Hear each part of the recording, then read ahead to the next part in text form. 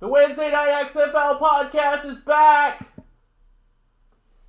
Hey everybody, Nick here with the Wednesday Night XFL podcast. I'm joined by Logan. How's it going, Logan? We're back. I'm back and better than ever.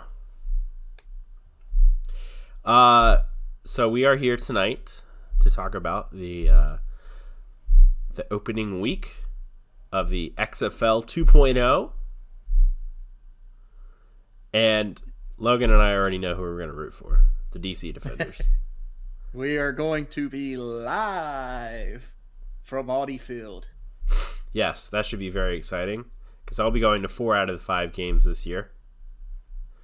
And hopefully a playoff game. Hopefully, yes. So we'll go ahead and get things started. Logan, what are we talking about first? Well, let's just talk about what do you think, or what do we think, the XFL, what do we want to see come out of it, ultimately? Spring football for me. And Successful spring football. yes, I had a lot of fun watching the AAF last year. Yeah, there were moments where we were marking out, like, at some of the endings of games. Oh, yeah, absolutely. The Hot Shots were our team. Some incredible comebacks early in the year. Oh, yeah. Started off 2-0, then lost the next 3, then won their last 3, and then fuck Tom Dundon! Would have been 5-3. Nothing was cooler though than seeing that first ever AAF game. I feel like we were all in awe. Like we were all in the chat, like watching it together, and everybody was just amazed at how good it was. Oh yeah, I think it's going to be on par, if not better, than the AAF. Yeah, the talent overall should be better. Like Oliver Luck said, the big thing was getting established quarterbacks in there was the most important thing, and I feel like they have did it. There's some pretty big names in the quarterback pool. Of course, I would say, as a biased Defenders fan, that the best quarterback going into week 1 is Cardale Jones. Cardale Cookout Jones.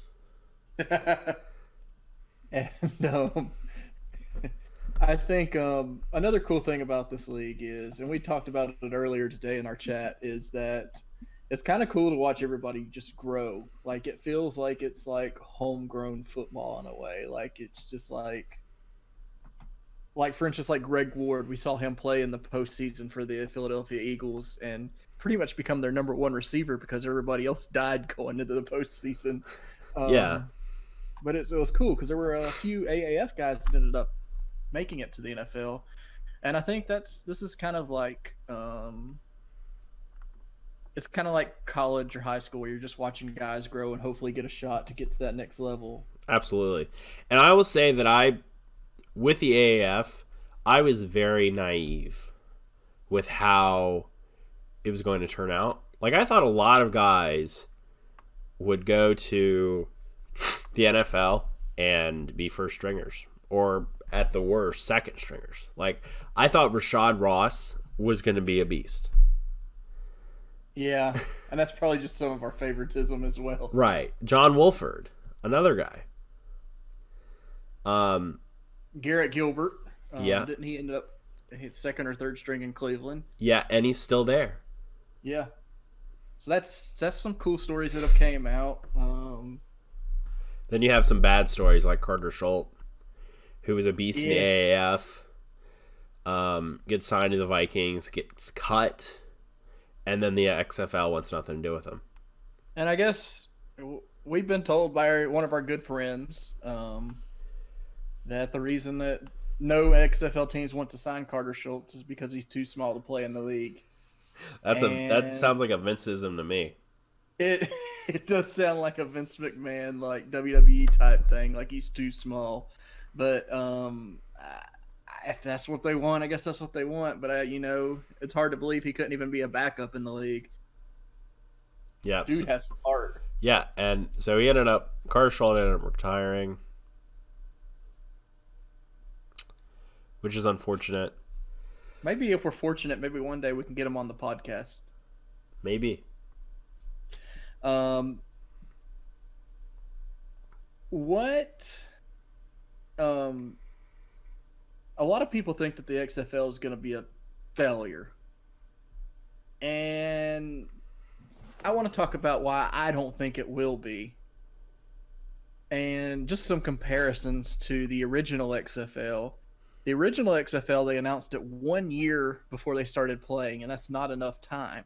Comparison to now, the XFL announced it 2 years ahead of time and has everything in order going into the year. They have rules like they didn't even know what the rule book was going into week one of the XFL. If you watched the ESPN 30 for 30, Right. it was a cluster. They didn't start practicing until like just a few weeks before the season started. Like the AAF. Right. And the XFL now, they had started practicing back in late November, I believe, like the last week or second to last week. And then the biggest thing is Vince McMahon is going to put $500 million towards the first 3 seasons. So I think we're at least guaranteed 3 seasons. Yeah. If we can keep viewership up and attendance, even if it's just 10,000 people, that's a profit. Yeah, I would say that there will definitely be a lot of differences. I think the gameplay will be better. I remember watching the 30 for 30, and the gameplay was just awful. Yeah. The best game that year was the one that went to overtime.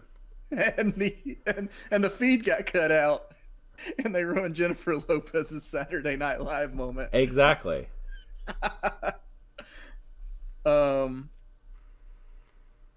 guess moving on, what are some players that you're looking forward to covering this year? Rashad Ross, Cardale Jones, Jarrell Presley, and I think that's it. What about Eli Rogers? You're a Pittsburgh Steelers fan. He's playing. Oh my gosh! Is it just going to be to the point though where the defenders have so many good receivers that you may just not get the ball that much? Yeah, I don't know. I don't know what they're going to do with ball distribution. But I think that Cardale Jones is a dual threat quarterback. He's up there in age. He's the same age as us, but. Which is hard to believe because I feel like I just watched him play at Ohio State not long ago. Yeah. So I think with that, he could easily run a little bit as well as get the ball out to Ross and Rogers. And I think we have, and I've been thinking about this a lot lately, with Tyree Jackson, I think we have, with this new double forward pass that the XFL has, with Tyree's speed, I think they could be doing several trick plays with Tyree out there as a receiver and like utilizing the double forward pass. Yeah, no, I think what they'll do is they'll be like the Ravens did Lamar Jackson's rookie year and have him play a wideout with Flacco under center. Yeah, and if you think about it, Tyree is probably our future of the franchise. Oh, yeah. Obviously, if he doesn't go to the NFL or whatever, if you look at this like a Madden franchise mode, Tyree Jackson is our future quarterback in waiting. Yeah, I imagine that he's not going to last very long. I've thought about this a lot, and I don't want to curse the defenders, but I have imagined a lot a very early injury to Cardale Jones. Ooh. Wow. And Tyree is going to come in, and he's going to shred it up. I can see it. I think he's one of the better one of the better backups in the league. Right. So some of the players I'm looking forward to, I want to see Jamar Summers play again. He was the best defensive back in the AAF last year. He's only 24 years old. He plays for the New York Guardians. He played for my Detroit Lions in the preseason and should have made the team. He had a pick six in one game. I don't know why he didn't make the team. Um, I look forward to seeing him bounce back and have another big year. I'm interested in seeing Jordan Tamu The because Battlehawks. of the Battlehawks. And I say that because in college, he sucked. Like, in his senior year, his wide receivers, now listen to this, was DK Metcalf of the Seattle Seahawks, and his other wide receiver was A.J. Brown of the Tennessee Titans, and he could not succeed with those two guys. So I'm wondering what they saw to let this kid get a shot over Taylor Hinkie and Nick Fitzgerald. So I'm kind of curious to see what he can do if he's improved at all. Fun fact about Hinkie. He is out of Old Dominion and actually started for the Panthers. He did. I remember that. And he got a win. Huh. Yeah. Wasn't it like against the Saints or something? Like crazy? It was like something 2 years ago? Something crazy. Yeah, it was the a couple weeks before the AAF started. Or a month, rather. Here's another interesting name. Sammy Coates. Former Pittsburgh Steelers. Pittsburgh Steeler. Kansas City Chief. He will be a wide receiver for the Houston Roughnecks. He's also a former SEC champion at Auburn and played in the national championship game.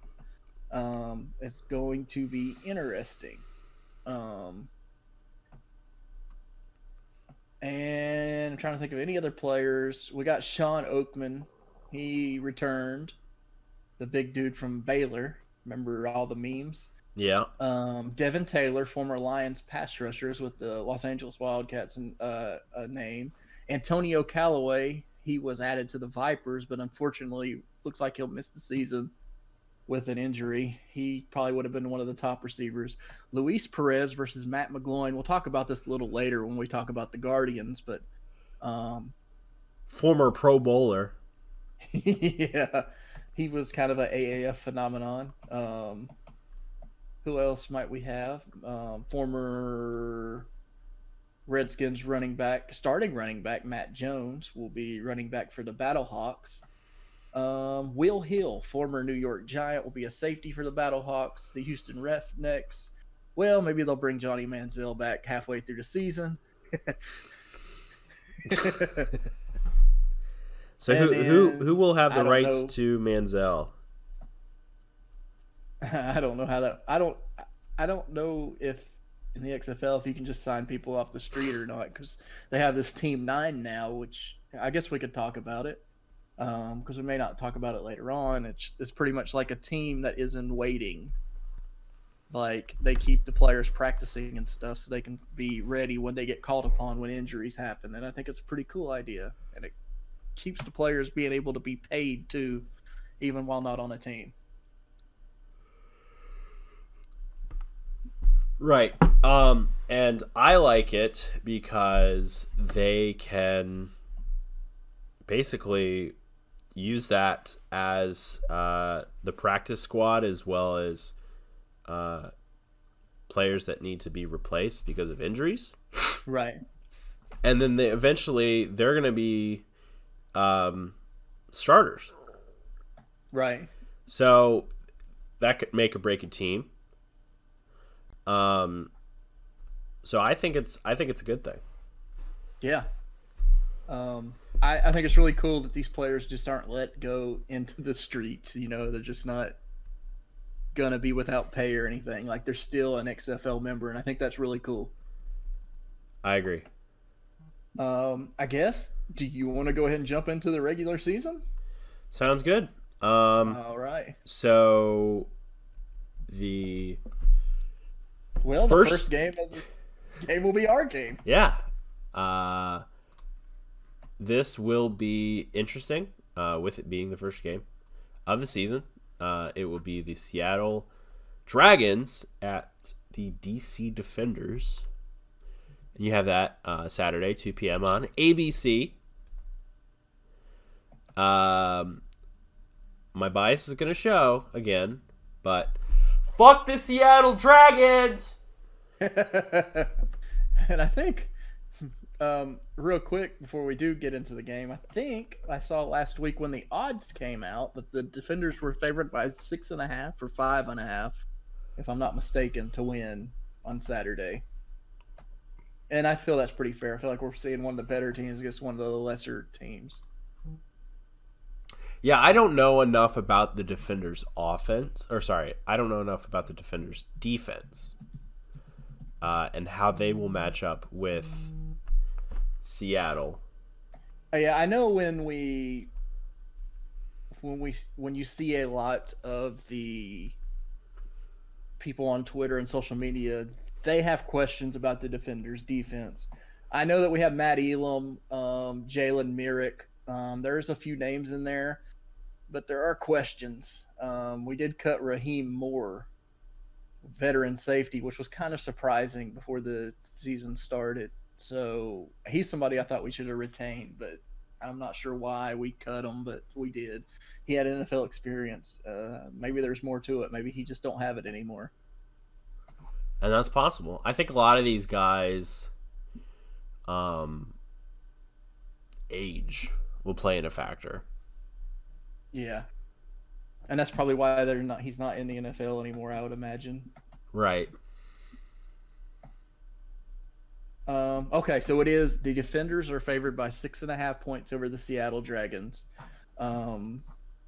Seattle, they have Brandon Silvers, who I don't think was really that great in the AAF personally. Right. No shots at the guy. Seems like a cool guy, but they do have Kenneth Farrow, who was one of the better running backs in the Commanders. AAF. Yeah. Surprised he didn't get any bites in the NFL. Was he on a preseason? Did he make a roster? I didn't hear anything about him, but he was on the Dolphins. Okay. It's amazing he didn't make it. Yeah. Exactly. But when I'm looking at the roster of Seattle, he's probably the biggest threat to us this weekend, I think. Austin Prohl, him probably as well. His dad used to be Ricky Prohl in the NFL, but I think ultimately I'm going to take the Defenders, and I think we're going to beat that point spread. I think we're going to win by 2 or 3 touchdowns. I certainly hope so. I think our offense will certainly keep us in it, but I don't know anything about our defense. I'm gonna keep it conservative. I'm gonna say that it's gonna be around the spread. 17-10 DC. Right, and that's a cool thing about this league is we'll learn more about our defenses and stuff later as we go in the year. Right. Because a lot of these guys you've never heard of or whatnot, but it's cool to follow these guys and figure out who's who. And then we have next at 5 p.m. on Saturday on Fox, the LA Wildcats at the Houston Roughnecks. And the Roughnecks are favored by 3.5, so this should be a tight one. I think we can go ahead and start talking about the fact that LA has a QB problem. Oh, big one. They got rid of AAF starter Luis Perez, former bowler, and then learned how to play quarterback by watching YouTube. They traded him to the Guardians of New York.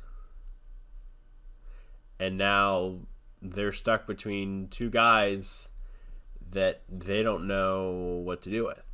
Yeah, as we should note, Josh Johnson, probably one of the best quarterbacks in this league, or should be, is out with an injury, and this leaves them in a tough spot with two quarterbacks I've actually never heard of, to be honest. Chad Knopf and Jalen McClendon. So apparently they got the first guy, in a trade after trading away Perez. Yeah, and that's another thing. Can we talk about this real quick before I forget about it? Is it was cool that the XFLs had trades in the off seasons, but they've been like the trades have been like the oddest. Like it's just been like receiver for receiver. Yeah, I don't You understand know? that either, but I'm happy. We benefited from it. Yeah, I think we benefited the most getting Rashad Ross, who obviously should have been the number one pick in the draft. Yeah, it's weird because like there's no like trading a draft pick because we don't know how that's going to work or anything yet when it gets to the off season. But it's just it's like there's you don't know how to value players, and they've just been doing like the weirdest trades, like quarterbacks for quarterbacks and receivers for receivers. Right. Hmm. In Houston, they definitely have a certain situation going on themselves. They don't have any tight ends. Yeah, they're one of the only. They're the only team in the league with not a single tight end. Right. So I'm thinking this is going to be just a spread them out, college type offense. Right. And then also, they don't know what they're doing at quarterback either. Yeah, it's either going to be PJ Walker from Temple or Connor Cook from Michigan State.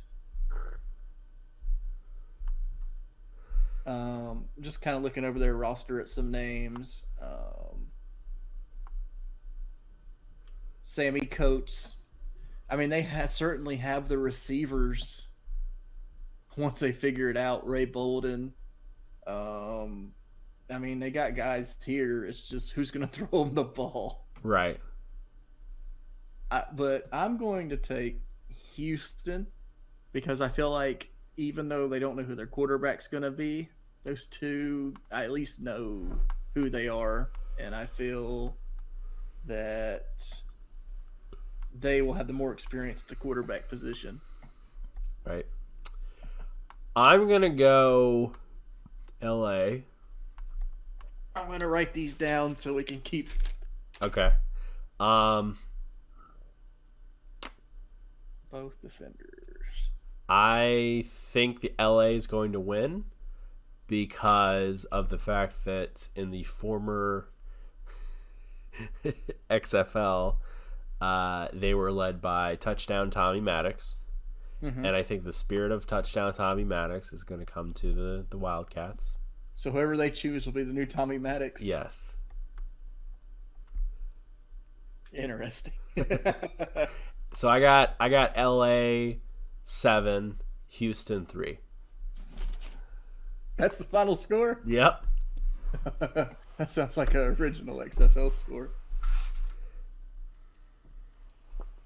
And I guess we'll jump into Sunday's slate of games.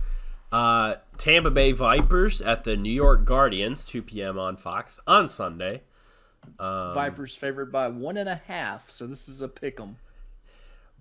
Tampa Bay led by AAF legend Aaron Murray from the Atlanta Legends. If you remember the old podcast, remember Believe in the Murray Burger? Yeah.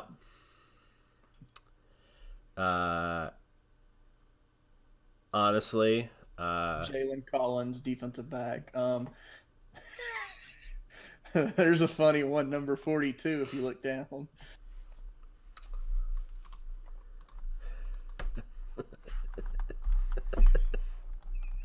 You see it? yeah. um, um, let's see. And okay, Guardians and the Vipers. The Guardians, they have Matt McGloin, who right now is the quarterback over Luis Perez. But you wonder if McGloin struggles, will Luis Perez get the start? And also Marquise Williams could have an argument too. He originally started in the AAF. Right. I have no idea about this game, to be honest with you. Aside from the fact that I am the long snapper. I'm just gonna say New York, and it's just when I look at the rosters, they look very similar, and um, I think that I don't want to say anything's rigged, but I think like a market, if they can get New York like fans going to the games, like I don't know, there might be some influence of New York winning. So I'll say this: I like Tampa Bay more than New York as a Mhm. city, and I'm going with the Vipers. And on CBS's power rankings, if it's they have Tampa number 4 and they got New York number 5, so that's how close this is. Yeah. For me, I think the score is going to be 3 Tampa Bay and 2 New York. All right. Next, we have the St. Louis Battlehawks at the Dallas Renegades. Um, I'm just gonna take Dallas straight up in a beatdown. Landry Jones is the quarterback. porn Um, star Landry Jones. they there is more promising. I think there's more promise with this team. I think they're the biggest threat to DC this year. Yeah. I think this could be your rivalry too. I think that's going to be your semifinals with a shot at the whatever championship game they're going to call it this year. It better be Million called dollar game. the $1 million game. It better be. I'm going Dallas. 7-0. If these are as low scoring as you are saying, the XFL may tie very quick. I want my old fashioned 7-0 football game. Yeah. Okay, and with those predictions, that does that, and we move on to our personal power rankings. So, a number. Who is the best 0-0 team? Yeah. And could the We're gonna do this. Cincinnati Bengals beat the St. Louis Battlehawks? Yes. Are we gonna do this old school where you have to pick a team and I have to pick a team? Yes. Yeah. Okay. All right. Go ahead. And please keep note of our rankings for this week. Okay. Hang on 1 second. Got my notepad out. Power rankings. 1, 2, 3, 4. Dead air time. Do do do. All right. We're ready. So for number 8, Just put Brandon Silvers in there. You know you want the Seattle Dragons. to. Watch him beat us by like 30 this week. And then I'm selling my my tickets to. I'm moving to Seattle. Um, I CBS already had- sold my tickets for the Guardians game because I'm not going all 5. That's ridiculous. I'm gonna go to the cold game for this week, and then I'm not going to another game until March 8th. like, okay. So CBS has the Roughnecks 7, and I don't agree with that. I'm gonna go with the Battlehawks 7. Okay. I'm going Dallas 6. Whoa, you messed up the whole power rankings for me. They're my number 2. I don't like Dallas, man. That's the beauty of our power rankings, because something can get screwed up just like that. Right. Number 5, I will go ahead and go into. I'll go the Vipers. Okay. Tampa. For number 3, 4. number 4, I am going Houston. Okay, that's what I would have had too. That's good. With number 3, I am going to go. Jeez, you messed me all up because I wanted to go Dallas too. So that would leave the Wildcats. Dallas is going 1-9 this season. That would leave us the Wildcats and the Guardians. Wildcat. I want to go the Wildcats, but see, it all depends on Josh Johnson's health. Because if Josh Johnson was playing for sure this weekend, I would take them easily when we had our pick'ems just a little bit ago.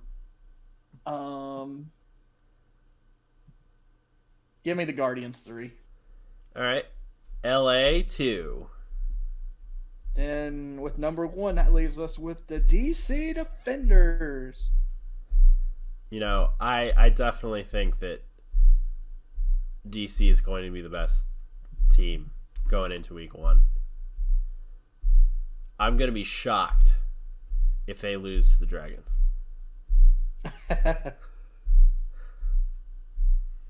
I would as well. And it's not even even if my team was like the Wildcats, I still feel DC would be the best team. Yeah. I feel they got the best team. They got the best defensive.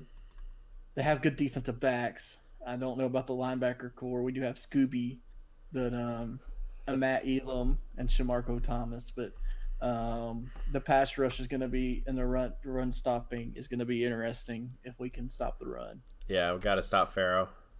Yeah. Man, if we can just pressure Brandon Silvers, though, I feel like he'll have a tough game. Yeah.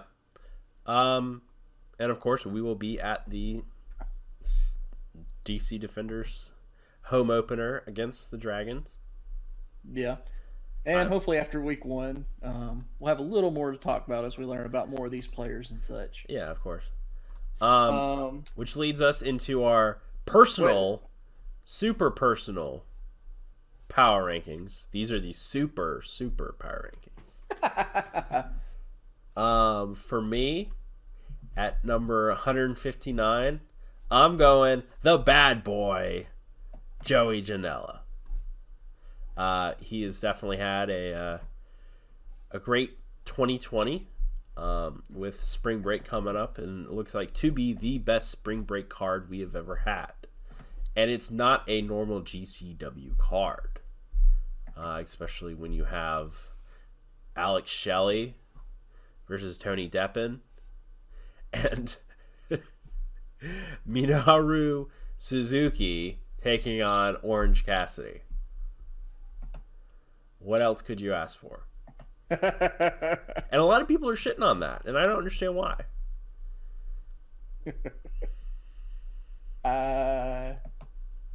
I don't know. That sold. I mean, we bought our tickets prior, but that just kind of got me even more excited. Exactly. For mine, I will go number 6,345, Kelsey Grammer from the show Frasier, because of that time the Undertaker rose up and did that little meme thing against Brock Lesnar and laughed at him. He looked like Kelsey Grammer from Frasier. Did you know Kelsey Grammer had a daughter who was on Rick and Morty? I didn't know that. Yeah. She plays Summer. The voice, obviously. Oh, yeah. Okay. Yeah. She was also on Greek. Did you ever watch Greek? No. That's on Hulu. You should check it out. Okay. We'll never check it out, probably. God damn it, Logan. But it sounds good when I go, oh, okay. Do you want to do one more each? Yeah. For my 422nd, I am going Mr. Peanut. I think we have ranked Mr. Peanut before, but with his rebirth as Baby Peanut, Baby Mr. Peanut, he definitely deserves a mention on our rankings.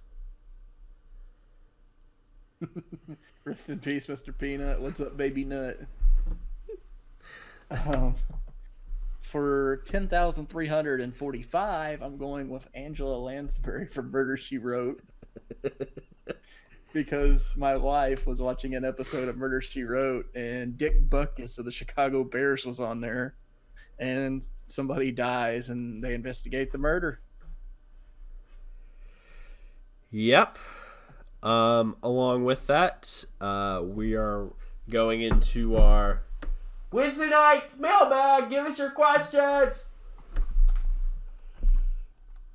And which I am going for the new section in r/XFL.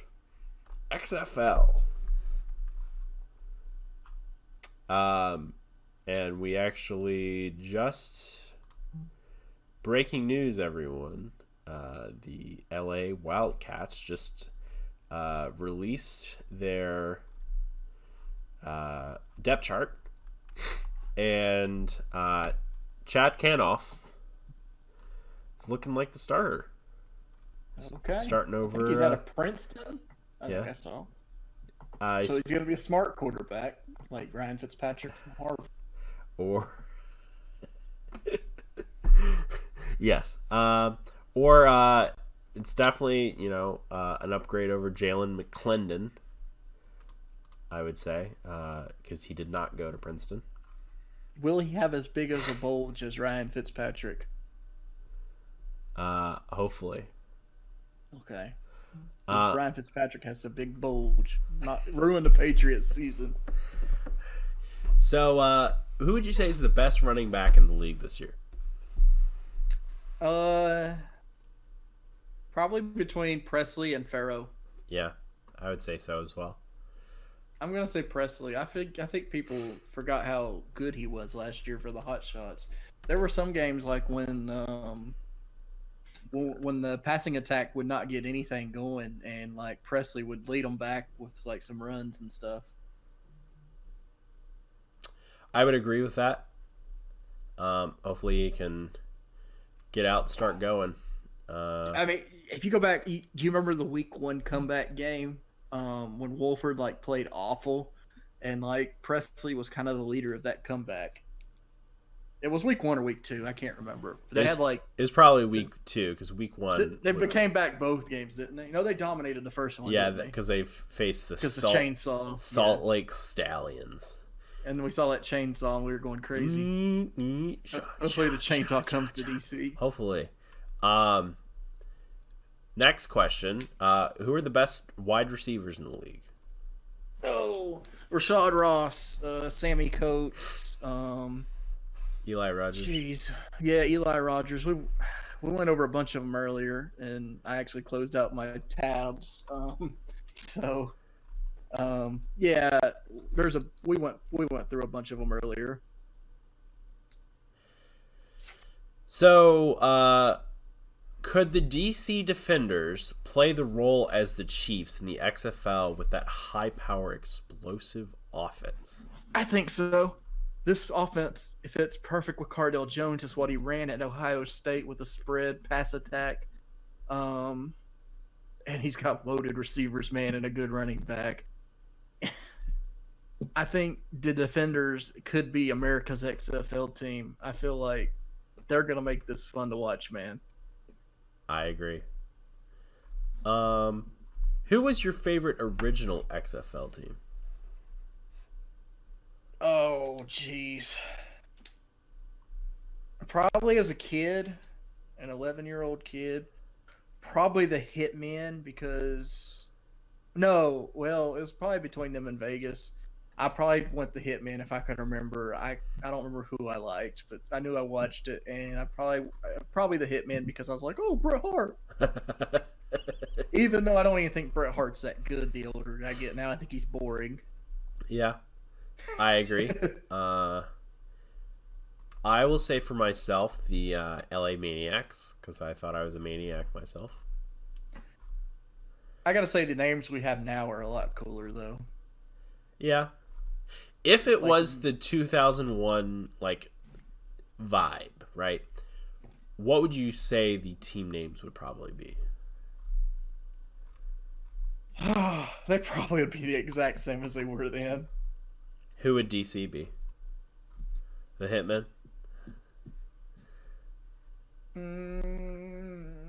Are you saying if they were in DC or if they were? Everybody's the same location as now, right?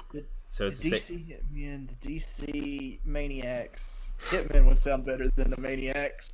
Yeah. What was Las Vegas? The Aces? I don't remember. Fired into your Google machine. Las Vegas Outlaws. Outlaws, yeah. He Hate Me was by far my favorite player in the league, though. Yeah. I also like the Orlando Rage That was a cool name.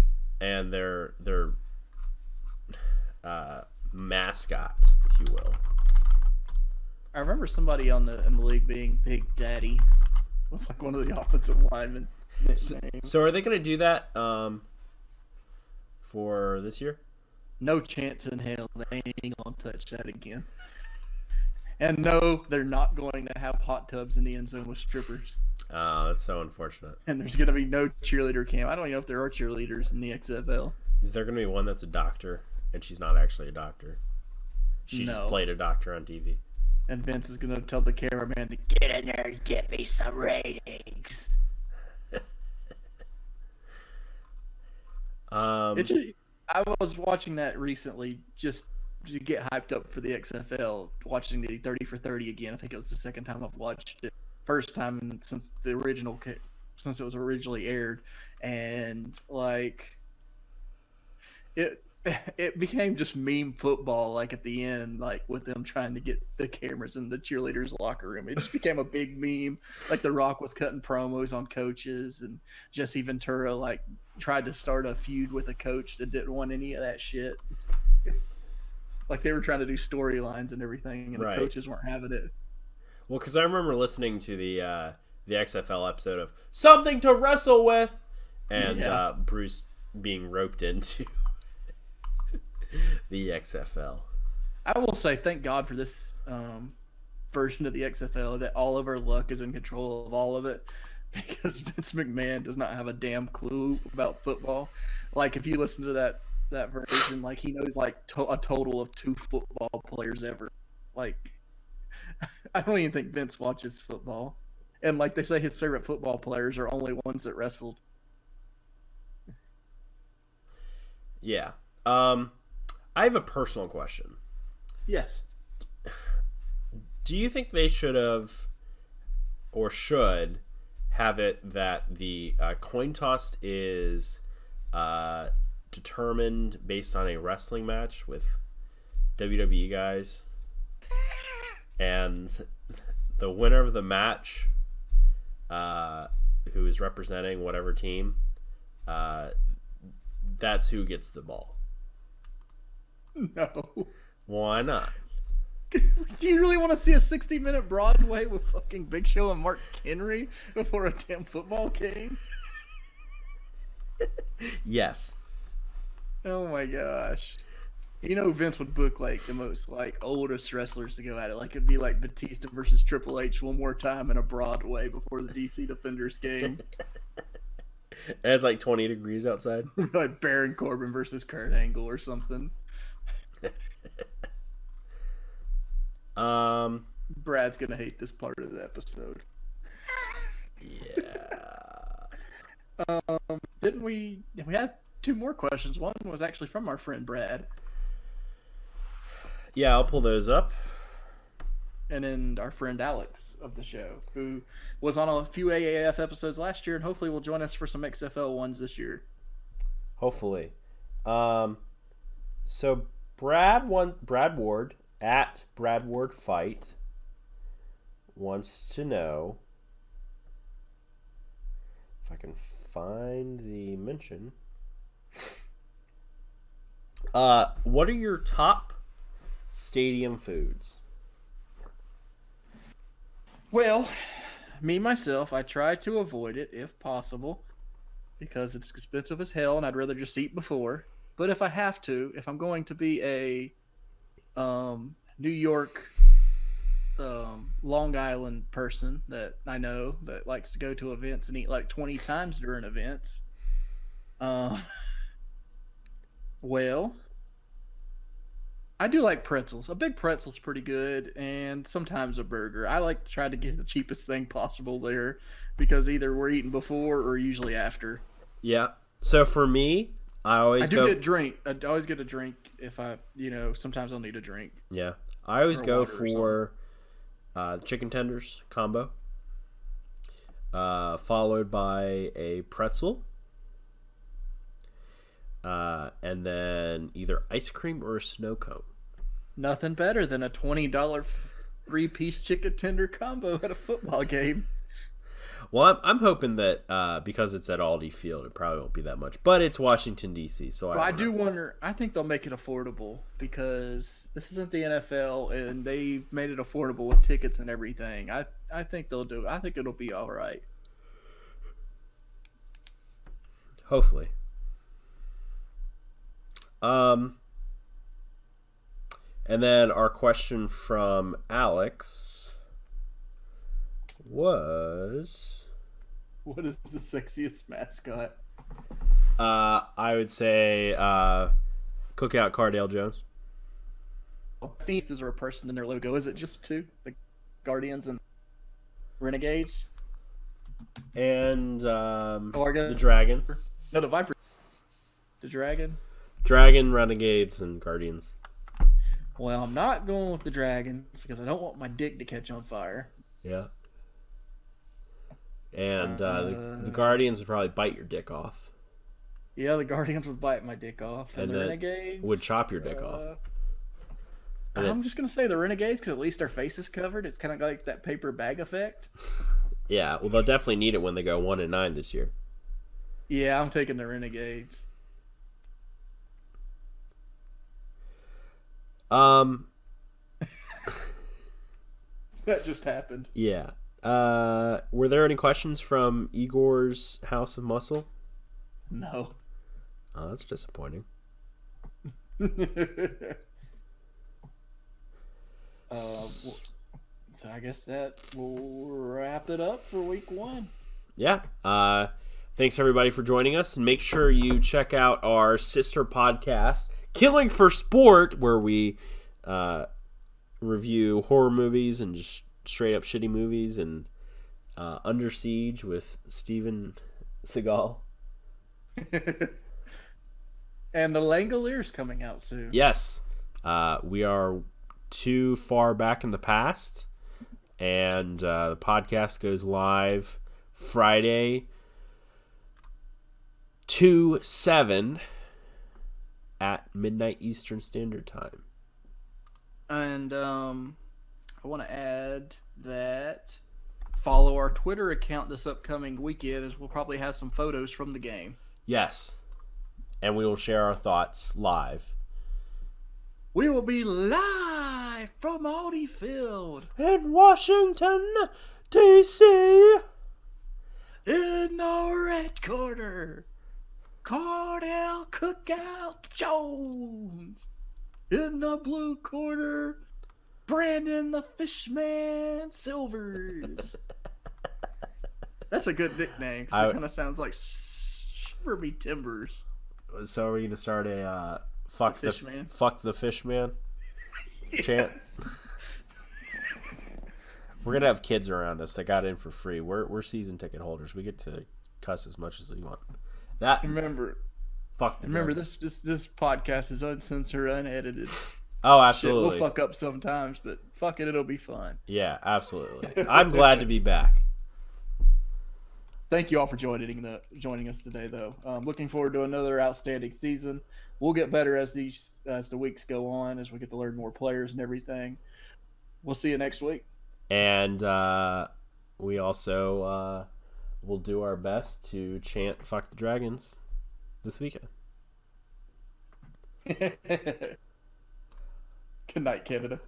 Good night, Guatemala.